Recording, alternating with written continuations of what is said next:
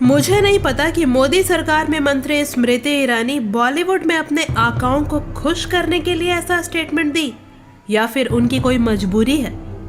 नीलेश मिश्रा के साथ latest interview में स्मृति ईरानी का ऐसा कहना कि मैंने सुशांत को बोला था ऐसा कुछ कदम मत उठाना, उसने मुझे फोन क्यों नहीं किया।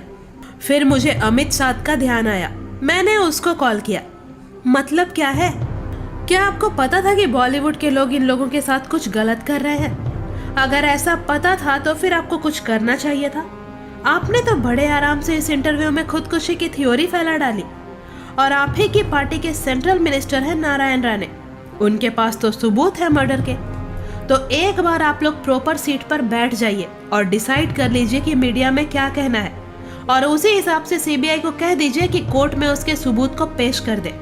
हम भी रोज रोज आप लोगों की नौटंकी से परेशान ही हो चुके हैं। सुशांत की सिस्टर प्रियंका सिंह ने भी इस चीज को लेकर अपनी नाराजगी ट्विटर पर शेयर की है, पर मैं कहूंगी कि अब सीबीआई को जल्दी से जल्दी चार्जशीट फाइल कर ही देना चाहिए।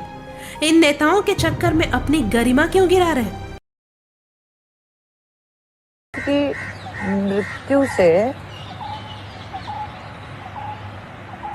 वो चल रहा था वीसी, और suddenly I said stop it.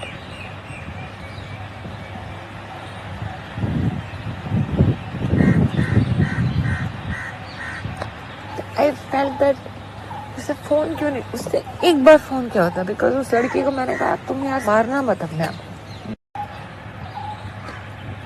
तो मुझे सुशांत की, आप तो फिल्म इंडस्ट्री में जुड़ी हुई हैं, रही हैं एक जमाने में।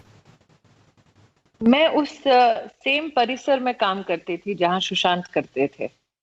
मेरे सामने ही वो टेलीविजन में आए, और मेरे लिए अमिताभ जी आज बहुत बड़ी समस्या यह है कि मैं एक संवैधानिक पद पर हूँ, इसीलिए किसी भी इन्वेस्टिगेशन पर या फिर सब जुडिस मैटर पर टिप्पणी करना मेरे लिए मर्यादा का उल्लंघन करना होगा।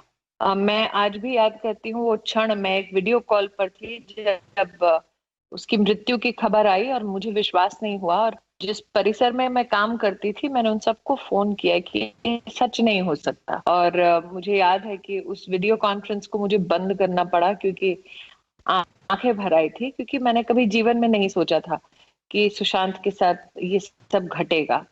मुझे आज कष्ट होता है जब उनके परिवार पर टिप्पणी की जाती है, और मेरी तो आज एक सिर्फ ये अपील हो सकती है कि उस परिवार ने और विशेषतः उनके पिता ने अपने पुत्र को, अपने बेटे को खोया है, और पर अमर्यादित टिप्पणी करने से बचें। तो मुझे लगता है कहीं ना कहीं आत्मा कम से कम सुशांत की विचलित नहीं होगी।